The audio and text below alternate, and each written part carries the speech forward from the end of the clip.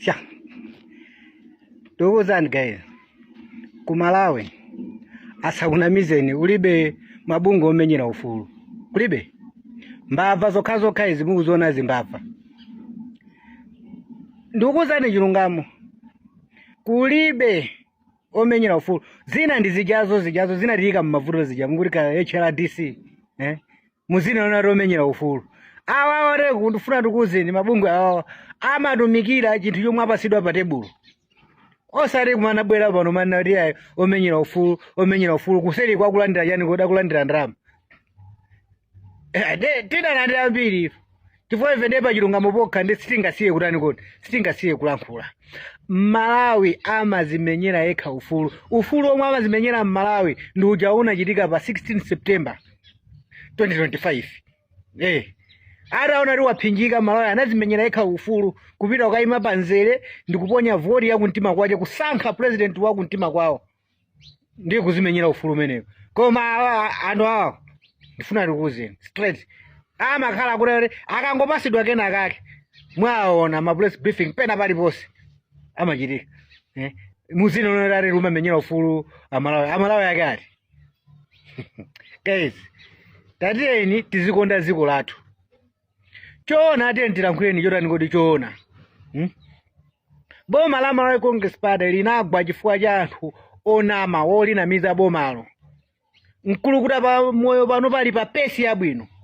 Pamene china chake akuchiona kuti sichikuyenda bwino akusintha pompo. Ndi zomwe zingayenera kumayamikira ifeyo. Ngara Malawi. Zina akuzimva kuchokera mwa ajeni mwa atulankhani. Zina amazitenga mma social media momwemu. Zina zochita kuona kulandira malipoti pa tebulo ndi kumapanga action.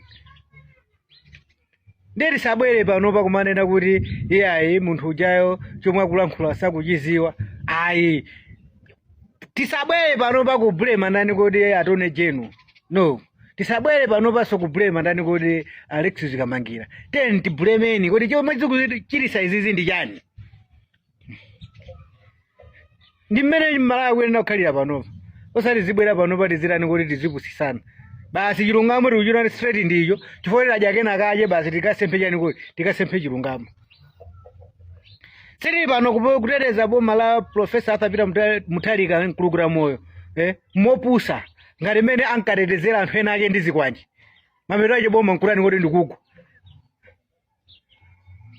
Pamene pakuyenera kuchitika chinthu cha chilungamo pachitike chani kuti chilungamo. Pasatiridwe malamulo abwinobwino. Wina kaya kulankhula zinthu zoduka mutu, just ulenga zinthu zoduka mutu zokuziponya apo. Then nkubwera kumabwera umazizi yankha. Ndiye kuyankhako ndiko mwe anthu anga ambe kudabwa nawo. Ndiye poti muonera za pa social media nzopanda ntchito. Ndiye muyankha bwanji zinthu za pa social media. Ma press conference akubwera bwanji zinthu kunena kuti fwe munthu yanalankhula pa social media. Ndiye tikunena za pa social media nzopanda ntchito. Chilungamo chikusowa.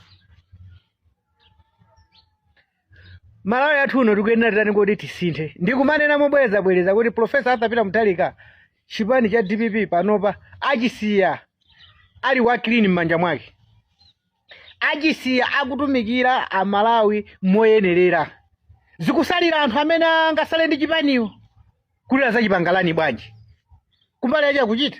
Munthu sanganamize Professor Arthur Mutharika. Lero zijazo zomwe ankakamba ndo jene ndo kalamba yazikagona. Akugona pampata. Akupanga zinthu zojeneza active kuposa chani kodi anthu amene ali amphamvu achinyamata. Ndipo mosogolo mwetu kufuna ife. Ndeveka mutidana ndi anthu angati karitani koma pachilungamo pokha sitingatani kodi sitingasiye. Oyenera kumuyamikira timuyamikire. Amene akuchita bwino akuchita bwino. Amene sakuchita bwino sakuchita bwino. Mosatengera kunena kuti ali mbaliti. Mosatengera kuti ali ndi zingati zoti angatipase ayi. Koma chilungamo chirani kuti chisogole.